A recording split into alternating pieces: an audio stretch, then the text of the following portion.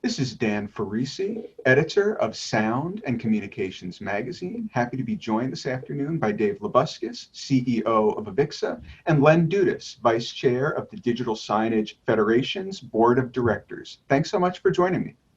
Happy to be here. Thank you, Dan.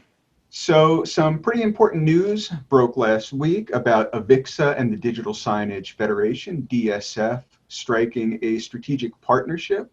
I want to get into all the details of that. But first, before we even get into the details of the partnership, can you kind of explain the Digital Signage Federation? Obviously, it's not a new organization. It's been around and promoting the importance of digital signage in our industry for a long time. But just get people up to speed about the DSF's good work. Sure. So the Digital Signage Federation is an industry association, federation of members, by members, for members. So it's an all-volunteer organization, nonprofit. We're made up of manufacturers, system integrators, and most importantly, or as importantly, end users. To bring the entire ecosystem of digital signage into a group where we can interact, have conversations about the industry of digital signage, and very importantly, forward education around digital signage for our members. As you mentioned, we've been around for many years now, and previously had been affiliated with the Digital Signage Expo.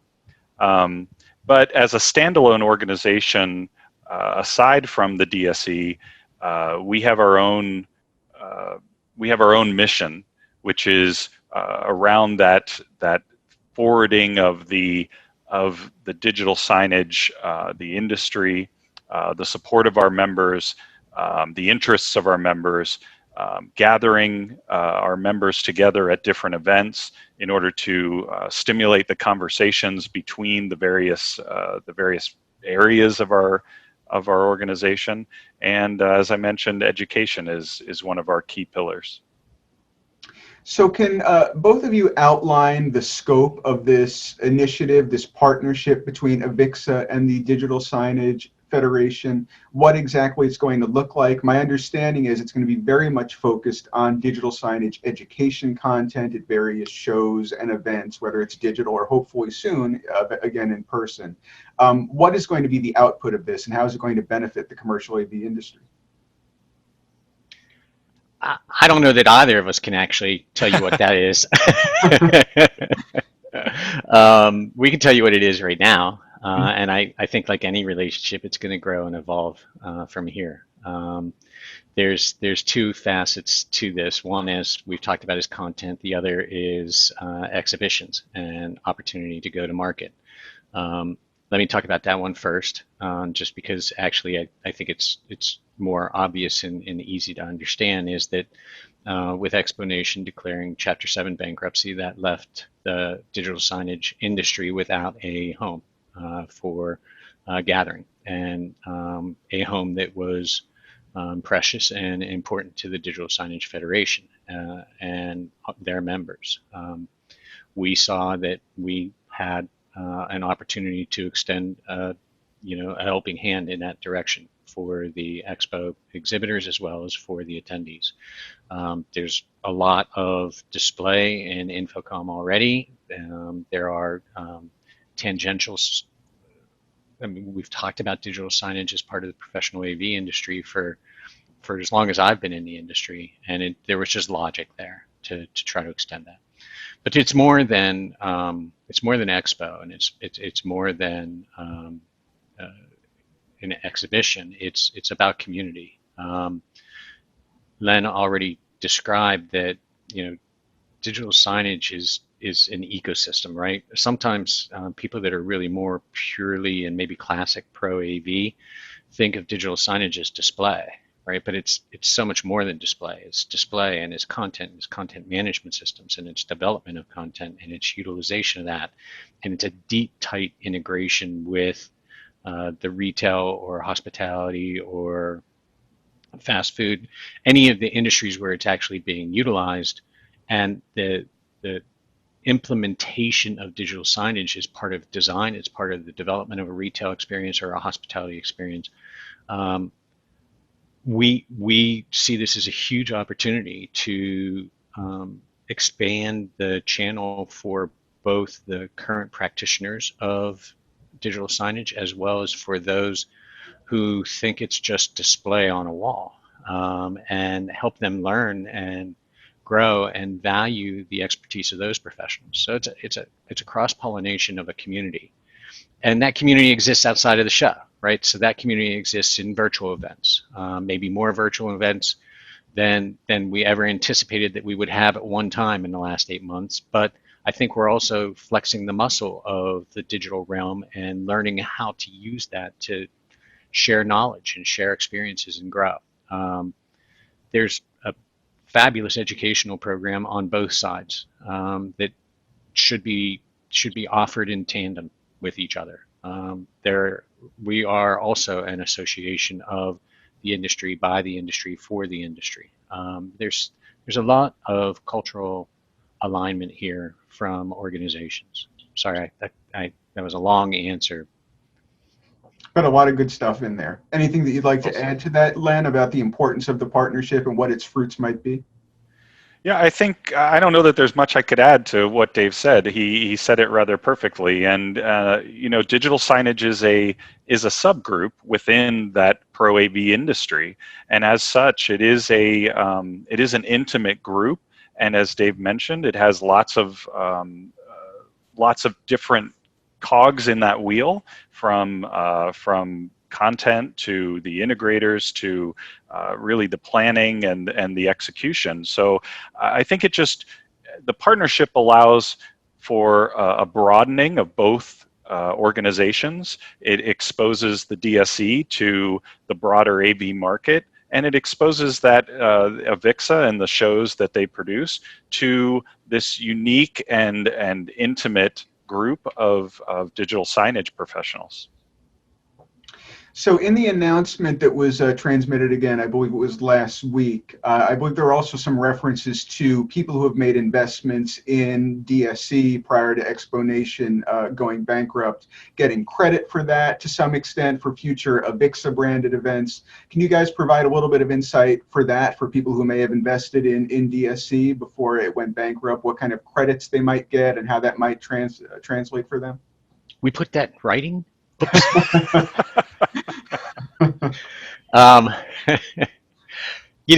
When this was announced, there are exhibitors at DSE that have been exhibitors at Infocom and our other shows for a long time, and so this is another one of those aspects where companies that we know and care about and are part of our family got hurt. We don't have the ability to write all of those companies a check, but what we do have is a valuable, incredibly valuable platform that we can make available to them. So we looked at how do we do that, and where we think we can be genuine in an attempt to support the community and be commercially responsible is that if a company had prepaid and lost their deposit to Exponation, then they can apply a credit of that against an AVIXA event between now and the end of 2021. We'll be able to give them 25% of whatever that deposit was for each event. So if they participated in 4 events, ultimately they'd be able to receive credit for the money that they lost to Exponation. And then there were individuals, so that takes care of the exhibitors as much as we can. We wish we could do more, but I think that extends an opportunity for them to extract value from that money that they won't see again. There were also individuals that had prepaid for conference fees that are hurt in this as well. And for those individuals, we think it's just very logical for us to just take whatever they had paid as a pre-conference registration fee that they've lost and apply that as 100% credit against education that's being offered during the Infocom show. So again, we're not going to be able to send anybody a check, but we can give them value to try to help them be made whole. So one thing I want to talk about a bit is digital signage in broad strokes. Now, obviously, your answer, Dave, as well as yours, Len, has talked about digital signage being a very, very important technology category in our industry. It's not just like a subcategory of display or something like that. It's really an essential ecosystem unto itself. AVIXA does a tremendous amount of industry research, market research, has just a wealth of data at your fingertips. Can you kind of put some meat on the bone and talk about just how expanding and growing and powerful this digital signage opportunity is, the amount of money people are investing in it, the verticals in which it might play, especially now in the era of COVID, just to make people understand how powerful this category is? Sure. Yeah. I think it's the breadth of this category. It's a is goes beyond just AV, right? We're talking about digital signage, and you mentioned in this era of COVID, we're seeing the expansion or the need for expansion of communications in a way that is, in some cases, touchless, but in certainly a distanced. A way of communicating in the distance, and there's no better solution for this than what digital signage provides. You know, we look across different industries of digital signage, and it's not just one. It's so important to the retail industry. It's important to the hospitality industry. You look at public communications, whether that's cities or transportation. You're going to see digital signage, and the communications now being around health, safety, alerts, schedule changes are more important than ever. One point you make, Dave, and I think it's a good thing to close on, is just how resilient our industry is. I think the integrators out there, the consultants, design engineers, manufacturers, associations, federations like the DSF, really have an incredible grit to them and a spirit of, we're going to get through this. It happened during the Great Recession. It's happening now during the age of COVID. What can you speak to about the commercial AV industry, the digital signage industry, and just that grittiness, that toughness, that idea that we're not going to let any kind of macroeconomic or separate factor hamper these incredible experiences that our industry is able to deliver? Then let you start with that, and then I'll pick it up. Okay. Well, Dan, you know, I've seen that grittiness in our members as we've talked with them since all of this, since the pandemic started, and then since we started to hear the news about DSE, and it is truly there, and they're pivoting. We mentioned health. We're seeing a lot of our digital signage providers start to integrate from maybe areas that were not traditional digital signage, temperature checks, kiosks that are going touchless or being used to communicate in different ways. So the industry's pivoting, and they're not sitting back on their laurels. And of course, as organizations, we were doing the same. We're pivoting within the expo space, whether education's being offered live, whether it's being offered virtually. Are we doing virtual expos? Are we doing them in person? We're finding lots of different ways to evolve in this current environment. Our DNA is about innovation, right? I mean, the industry has invented itself from its outset. It's not declared. There's no declared path for the employees within the industry either, right? That's one of the areas I always reflect on when I think about AV professionals. You know, there's no defined path where you start as a junior accountant and then become a senior accountant and then a controller and then a CFO. It's hard to make a career in this industry, right? There's no path. There's no defined career path. That's some of what we try to address with the different certifications that we offer and that the DSF offers, is to start providing some of that pathway.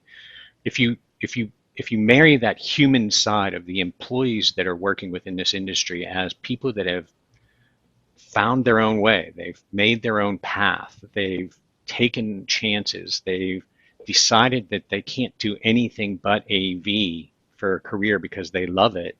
And then you layer on top of that the innovation of our industry, and then put this life-changing, world-changing, society-changing, everything-changing event into play with those other ingredients. And what you have is a technology industry that is delivering experiences that truly do change the way people experience the world. And has there ever been a time? I'm sure there has in history, right? That's one of those phrases I'm not sure I like there's never been a time. But there's certainly never been a time in my life where innovation and grit and experience have been put back, or have been put at the top of a critical need list. Well, I give a lot of credit both to AVIXA and the DSF for forging this partnership to really help bridge the gap with Exponation no longer being around. I think it's a testament to the commercial AV industry's innovation and resilience. And as I say, that trickles right down to the integrators, the consultants, everyone else who is part of our AV family. I think it shows that none of us should be resting on our laurels. All of us should be looking for new partnerships, new ways to succeed, and new ways to help our peers and our fellow industry members succeed. And I can't wait to see the fruits of this as they develop and as they become clearer over the next several months and the next several events that are under the AVIXA flag. Couldn't have said it better.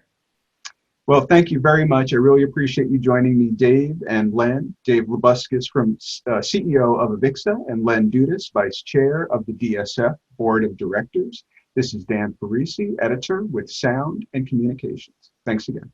Thank you, Dan.